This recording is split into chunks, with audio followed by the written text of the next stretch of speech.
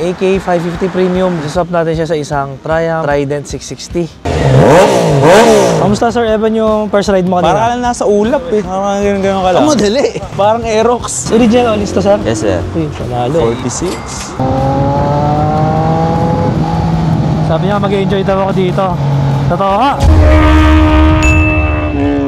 Hi mga katingin, for today's video, ito nakita nyo katabi ko dito.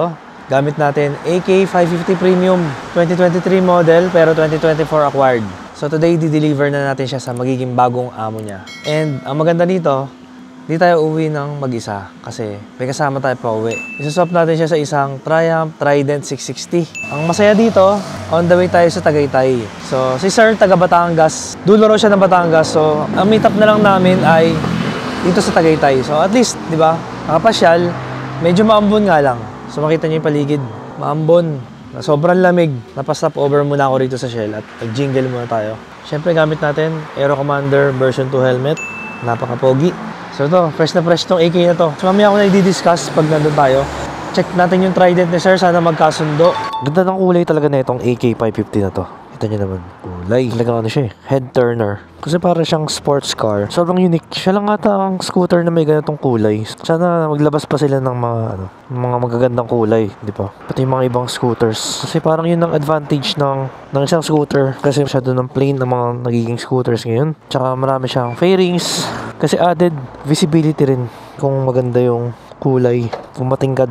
So kanina, naka-rain mode lang tayo all the way. Kasi umuulan. Ngayon, nag-try na ako mag-sport mode. Tsaka pag umaandar pala to, ayaw niya magpalit ng mode. Gusto niya rain mode lang. Gusto niya nakahinto. Yan. Kailangan naka-stop bago ako makapagpalit ng riding mode. Hindi siya pwedeng magpalit ng maandar. Pero bilib ako dun sa windscreen niya kasi kahit na tumatakbo tayo ng 70, maandar pa rin siya eh.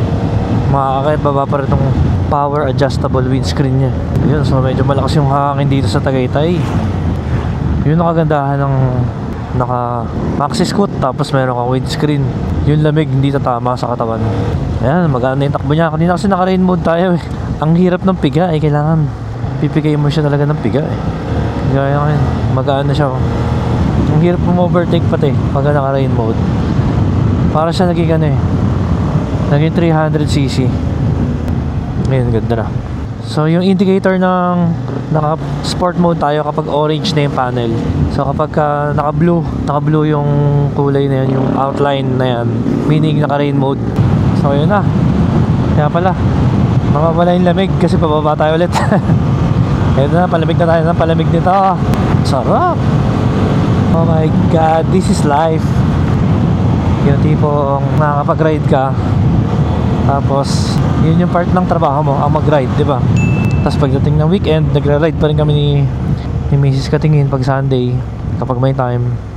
Dahil medyo naiiwanan na namin yung babies every Sunday kay mami, kaya may tagabantay na. Pag weekdays, solo ride. So itong AK, ang tanging accessories niya lang ay may busina. Pero yun lang, loud horn lang. Wala na. And na-acquire nga pala natin itong AK through swap din. Dati naswap sa ating exciting VS400. So ang reason naman ni Sir, first owner nitong AK, ang reason niya kung bakit siya nakipag-swap sa atin ay nabibigatan na siya sa AK. Kaya nag-downgrade naman siya sa 400. Kasi yata si Sir, pa senior na raw yata siya, kaya kailangan niya ng strap nga naman yung 400 sa city. Kasi pag tinutulak-tulak mo tong AK talaga, medyo may kabigatan siya. So yun, medyo late tayo dahil hindi ko anticipated na uulan. Tapos naka-rain mode pa tayo. Ay mabago kanina, mga maandar. Saan di rin tayo makabakbak dahil nga muulan kanina. Medyo malakas-lakas. Yun na, sarap na gamitin.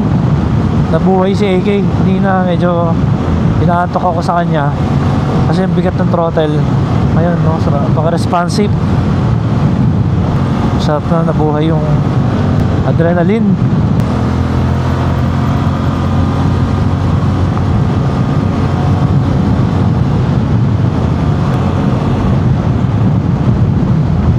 Dami ng resto.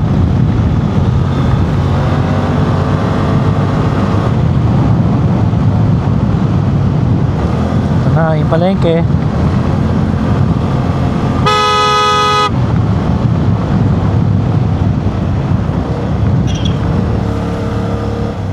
Okay, malapit na tayo. Ito na, Tagaytay na. Touchdown, Tagaytay. Yee! Na-miss ko to matagal-tagal akong hindi nakapag-Tagaytay. Kasi lately nag-uulan kaya hindi kami nag-ride dito. Tapos alam mo naman pag Tagaytay, kapag weekend ang daming tao, traffic.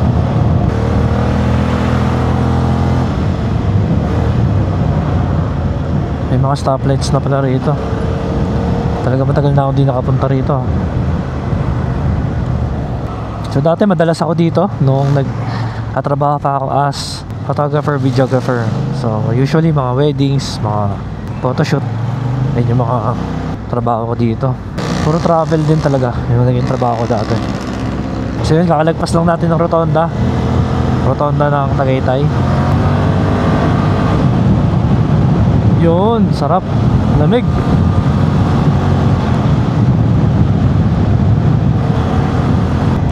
Kaso ayan na naman, maambo na naman. Buti na lang yung camera natin is waterproof at naka external mic na tayo, wireless mic, kaya pwede nang mag vlog kahit bumubuhos yung ulan, kahit mabagyo. Okay, nasaan na tayo? Summit Bridge, Tagaytay. Tsaka ito, Wind Residences. So on the way tayo ngayon sa Cafe Moto, Tagaytay. Isang sikat na kapihan dito, tambayan ng mga riders. At ako, hindi pa yata ako nakakapunta ron. I mean, hindi pa ako nakakapag-stop over doon. At pag ganyan, paunahin nyo na. Mas mahirap madali. Ang haba niyan. Sakit niyan, jeep yan. Ito na, Sky Ranch. Alam mo, saan tayo ng first stop, first go. Kung sino yung naunang huminto doon sa intersection, paunahin mo na kung walang stoplight. Kailangan natin ng bigayan. Lalo, naka 2 wheels lang tayo. Lugi tayo sa kapag nagsabayan kayo ng abante sa intersection. Masakit-sakit yon. Ano ba naman yung, di ba, mag-give way ka for a few seconds, mawalan ka lang ng mga 10 seconds ng time mo sa biyahe, wala naman mawawala. Sarap ng hangin talaga, the best. Lalo pag maaga dito, mga 6 AM, napakalamig. Partida ngayon, 9 AM na mahigit. Ayun na, ayun na yung Cafe Moto. Ayun na yata, oo nga, yun na pala. Nasa Petron lang pala siya.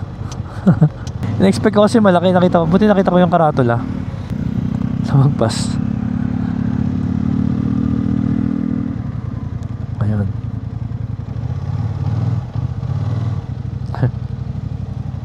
Bulang kayo, boss. Oo nga eh. Sir. Ano po ba kayo galing? Galing pa ako ng QC. Leia po, be. Ay ma'am. Kasi malaki yung puwan, masarap umangkas. Makakatulog ka sa biyahe. Ayun, so kasama natin si Sir Evan. Morning po. Good morning. So ito na yung AK550. So bakit sir, napili mo na iswap yung Trident 660 dito sa AK550? Kasi ito, kinuha ko talaga na pang daily. Kasi may isa pa akong bike, yung R90, talagang Sunday bike ko. Nung nag-long ride, ayaw gamitin ni Mrs. yun dahil naka-full exhaust yun, naiingayan. Ito gusto niya. Nangyari nung nagbataan kami, sobra akong ngalay. Kasi nakakakap siya sa akin from Batangas to Bataan. Sabi ko, kuha na lang tayo nung pwedeng lagyan ng top box. Tapos kung pwede, scooter na lang, maxi scoot. Para di ka nakambyo ng kambyo, chill ka lang. Tapos may windshield na malaki. So tinignan ko yung mga option. Ito, saka T-Max, saka yung ADV 750. Pero halos pares lang naman sila ng features. Tapos yung dalawa, sobrang mahal na. Tapos gusto ko swap dito para add na lang ako konti. Kaya ito napili ko. Bakit ang napili mo naman yung Trident? Ano naman ang reason? Gusto ko talaga dito yung tunog eh. Ay, tunog. Ayun. Naka-all-ins na pala to. Abo. All-ins. Original all-ins to, sir? Yes, sir. Uy, sanalo. Kay Real Moto ko nakuha. Magkano inabot, sir, ng all-ins? 46. Grabe, no? 46. Tapos ba mga nakalagay? Full exhaust na Exil. Tapos straight lahat siya. Evotech na sliders. Front, rear, engine, spool. Ang ganda pala. Tapos naka-quick shifter na. Ayos po. Yeah, add ko. Nung nakuha ko to, wala pang quick shifter. Wala pang quick shifter. Add pa ako. Tapos ito, kay Sir Jordan Gao ko nakuha. Moto Gadget. Yung frameless siya, tinapos. Oo, ang ganda, no? Tapos ito kay Motoscoot. Oo. Shorty. ASV. Yung stock lever na sa'yo pa? Sa akin mo, kasi nasa bahay. Sa bahay. Ang dami. Lahat ng ano, yung stock na ano, nasa akin din. Sa ano lang kasi, nahawakan na eh. First gear na lang naman eh. Yun lang yun sa kanya, medyo matigas talaga yung clutch na. Big Bike Tech, Big Bike Tech. Oo nga, no? Nakadinali pa na ilaw. Tapos naka air filter, K&N. Ayun, naka-air filter na rin. Bali, stage 1 na yun, considered full exhaust, tapos remap, tapos air filter. Takas! Feeling ko kaya nang sumabay sa mga CB. Talaga, lumakas talaga siya. Anong ginamit na remap sa kanya? Hindi ko alam eh, kay CS Bus pumunta home service kasi yun. May dala lang siyang laptop. Paano makikita yung auto? Kailangan yata pag binuksan eh.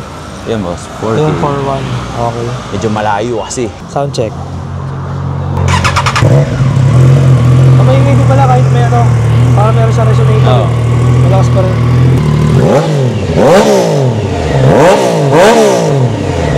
Malakas pa rin. Ayos, ganda. Tapos ito naman, tong Kimco naman. Pakita naman natin kay sir. Ganda. Excited na ako. Okay sir, Evan, sakay mo na. Ano height mo? 5'5". History tayo check natin. Pag good day. May araw na 5'4" lang eh. Ayun, abot naman. Okay naman. Kaya. Baba lang din pala. Mataba kasi siya. Kung totoo sa yung baba ng upuan niya, mas mataas pa to eh. No? Di naman masyadong tiptoe. Hindi naman. Oo. Medyo may back ride pa naman eh. Bababa pa ng konti. Nasama niya si ma'am. Tapos yung operation niya, press mo lang to para mag-turn on. Tapos yung riding mode niya nandito. Ito to. Ang dami niya pindutan eh. Oo nga eh. Parang GS na rin eh. Kaya mabagal ako kanina, naka-rain mode. Ayaw niya mag-sport mode pag gumaandar. Gusto niya naka-stop. Kailangan. Pag press mo dito, magiging blue yan. Yan, yun yung... Ito yung rain mode. Yun yung rain mode, yung blue. Okay. Dalawa lang mode niya. Cruise control. Dalawa. Ito sa windscreen yan. Pwede mo baba. Yan. Yan yung pinakamataas niya. Sobrang taas eh. Grabe. Yan, try mo sa baba. Ito yung binabayaran dito eh. Oo nga, yan. Tsaka maganda kahit mabilis gumagalaw siya. Ayan, pwede kahit naandar? Ganun. Hindi kailangan tumigil. Yan, tapos ito yung sa under seat, sa fuel. Parang ito trip piano, meter. no? Oo nga, parang piano na nga, ang dami. Ito sa lock na manibela, ito sa trip meter na pwede ka rin dito mag-trip meter. Tapos yung nudo dito. Pag nilagay mo dyan sa parang magnet, mapapalitan mo tong gitna. Yan. Ganyan. Tapos pwede mo i-customize, pwede rin yata mag-navigation dyan. Kita ko pwede maglagay ng wallpaper eh, no? Pwede. Tapos meron siyang RFID. Yung south meron pang 4,000 plus. Ang laki. Yung north, 1,000 plus. Thank you, okay yun. Tapos yung compartment niya medyo nakakalito. Dito sa harapan. Bukasan niya. Kaya na, bukas din ang bukas sa likod eh. Dito nga pala. Yun. May damper. Yung double ilaw pa, parang kotse. Oo nga eh. So yan. Lalim pala. Kasya full face dito, no? Kasya full. Pataob ang lagay. Yung nabili kong bracket, yung Kimco mismo eh. Medyo mahapdi nga. 18 mil. Grabe, 18,000. Saan mo nabili? Sa Lazada. Yun sa Kimco, Manila. Madali. Kaya naman pala. Kasi nakaganon. Parang Aerox. Pag ganun yung kalsada eh. Pala. Ayun lang.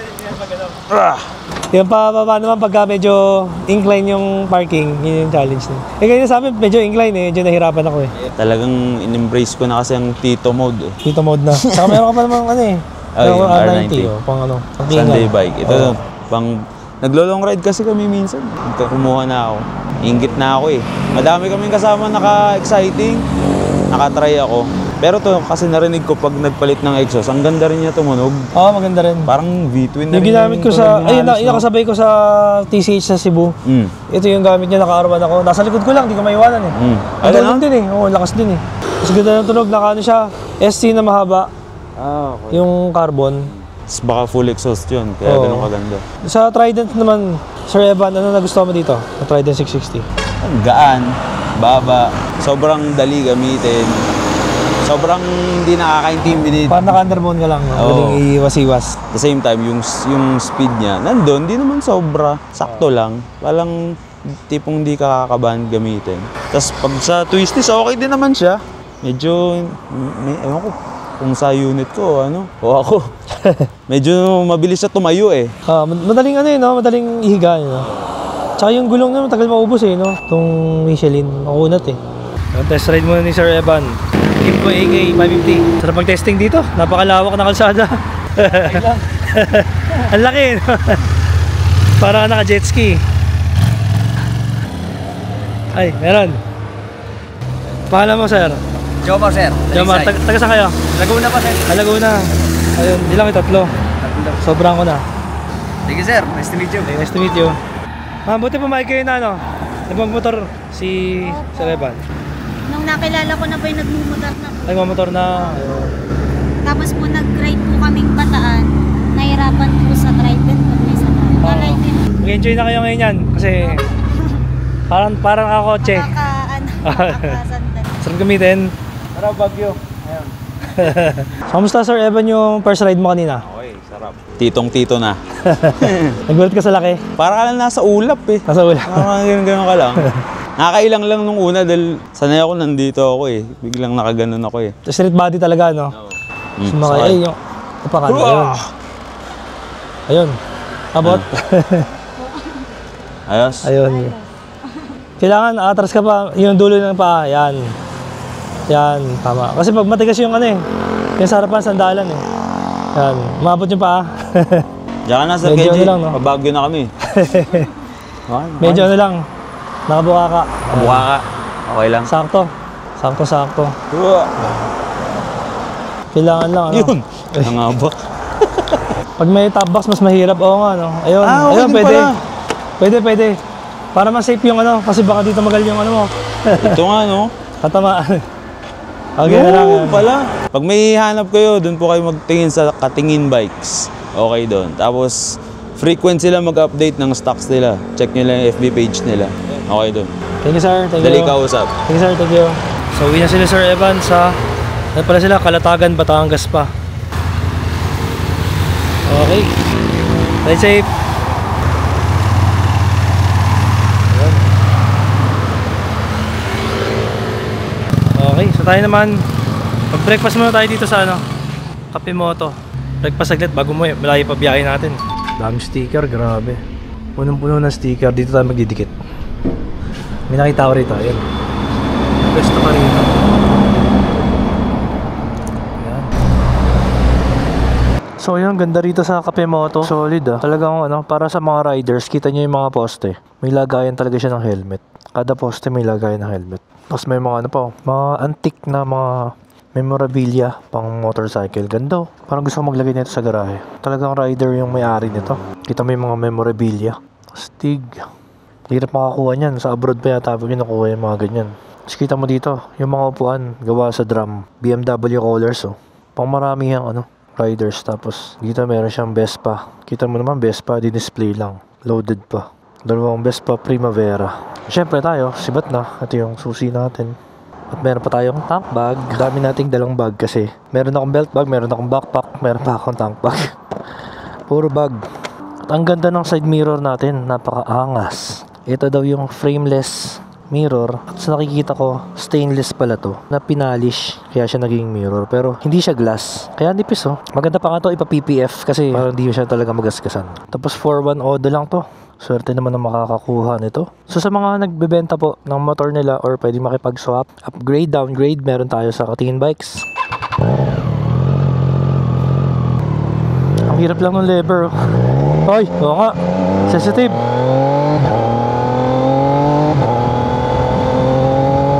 Grabe naman yun. Sensitive ah. Nakagulat nga. Pag road mode. Tipiga mo lang. Ang lambot ah. Lambot ng hatak. Panalo. Tsaka ang lambot ng shifter. Ang lambot. Ba't ganun? Kumpara mo sa sa Tiger, napakatigas ng shifter. So napapalambot pala yun. Ang lambot eh. Sarap eh. Sarap naman eh ito. Parang gusto ko ng forkip. Forkip ko na lang kaya to. Ang lambot ng shifter. Ang sarap. Nagulat ako sa throttle, napaka-responsive nga. Sabi sa akin ni Sir Evan, lagay ko na lang daw sa rain mode yata. Kasi masyado aggressive yung throttle. Sabi ko sana, okay lang yung R1 natin. Parang ganito rin naman, aggressive. Para din siya naked bike na aggressive yung R1. Kaya okay lang. Lalo si Arwana, kasi naka-remap yun eh. Yung R1 natin ngayon, na 22, yung WGP, medyo may konti pa siyang delay. Kasi hindi pa naka-remap. So soon, sana pa pa-remap natin. Sarap pag naka-remap. Ang lakas. Sabi niya mag-enjoy daw ako dito. Totoo nga. Parang naka-MT-09 pakiramdam sa kanya. So not bad yung swap namin na naganap. Yung sa atin kaka 5,000 odo lang. Yung kay Sir 4,100 plus odo. So halos digitan yung odo nila. Ito 24 model. Yung ating AK ay 23 model pero 24 acquired. So digitan lang din talaga. Meron din pala itong Denali na aux light. Ngayon meron siyang park light oh. Naka park light mode yata siya ngayon. Kulay yellow. Saan ba yung adjustment nun? Nakalagay na lang yata siya sa ano eh. Hindi ko natanong. Ayun, nasa baba. Yung bukasan. Sa ilalim. Ang gaan ng Trident. So yun, nakailaw na yung aux light natin. Nakikita ko na yung yellow light. Siyempre, may quick shifter with auto blip. Standard accessory niya. Hindi ko ma-explain ba't napakalambot ng quick shifter nito. Bakit yung mga ibang Trident hindi? Ba't ganon? Sobrang lambot eh. So na-adjust din yata yun sa I think sa ECU yung pagkalambot ng quick shifter. Not sure lang sa mga nakakaalam po kung bakit naging malambot yung quick shifter nito. Paki-comment nga po. Kasi yung Tiger na 2025 natin at iba pang mga nasubukan natin na Trident, hindi ganito kalambot. Subukan natin pagiging nimble. Sisingit tayo sa gilid. Hindi na, wag na. Hindi na kasya pala. Feeling ano yun, no? Underbone. Grabe talaga itong Triumph Trident eh. Lagi nagpaparamdam sa akin eh.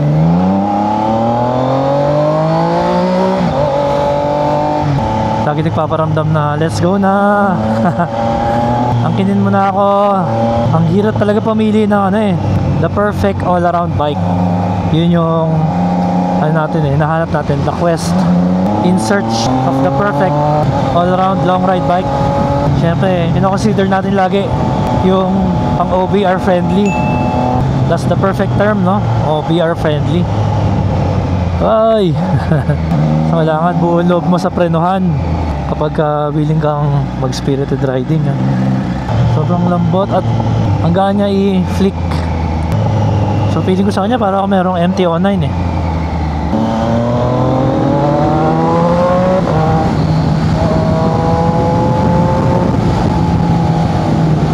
Sarap din pala ng shorty levers ah. Medyo nagagamay ko na siya. Pag shorty levers kasi 2 finger lang yung pwede mong gamitin sa kanya. Sanay ako 3 fingers kapag matigas yung lever, yung clutch lever. Exhaust niya shorty X-Seal pero merong resonator kaya hindi siya sobra-sobra yung ingay. Busina. No. Hina na busina. No. Sa busina na ano, nadali. Tunog ano, pandesal. Yan, pero big shoutout pa rin kay Sir Evan. Salamat. Sobrang solid na deal. I'm sure mag-enjoy din siya sa AK kasi ako nag-enjoy ako doon. Nakarating ako ng Tagaytay na walang kapagod-pagod, walang kahirap-hirap. Ito naman medyo may, hindi ko masabing pagod eh. Siguro kung traffic, kaka-clutch, medyo may pagod pero mas nag-enjoy ako dito kaysa sa AK. Mas gusto ko to. Lumalabas yung pag-hooligan.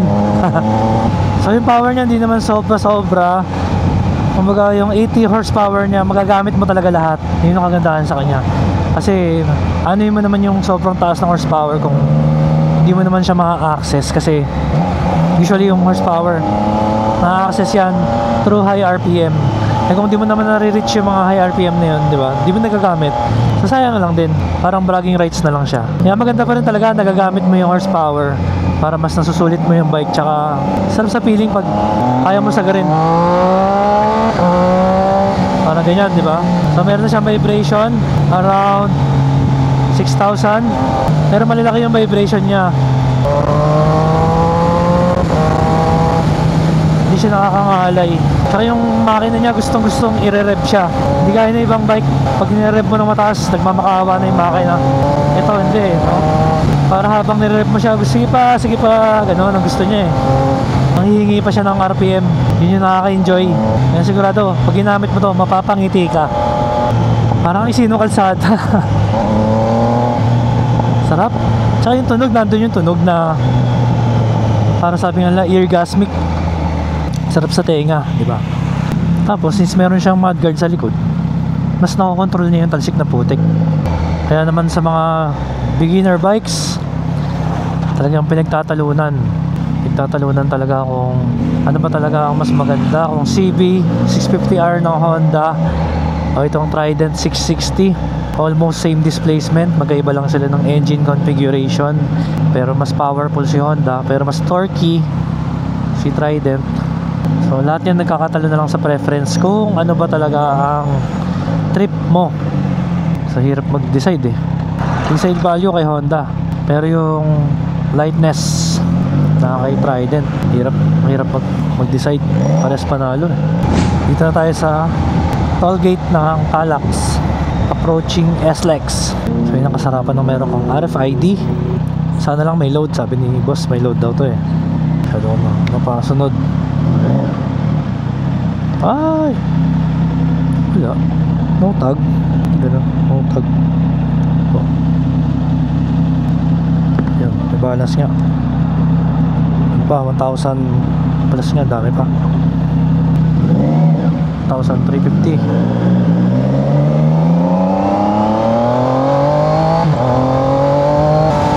Napakagaan talaga ang Trident. Para lang nakadominar ganun, pakaramdam. Ang gaan at compact. Tama-tama sa mga cute size riders, sa mga lady riders, sa mga beginner riders, tama-tama no. At syempre bago natin tapusin ang video, maraming salamat sa mga nanood. At syempre kung may time kayo, please do like and subscribe para naman makagawa pa tayo ng maraming mga videos kagaya nito. At abangan nyo yung mga mas malulupit nating content, mga rides, mga builds, upgrades, mga reviews. At sa mga interesado po sa mga quality big bikes, message na lang po kayo sa Katingin Bikes Facebook page at sa ating direct contact Viber 0943-550-9357. Approaching Manila. Thank you mga katingin.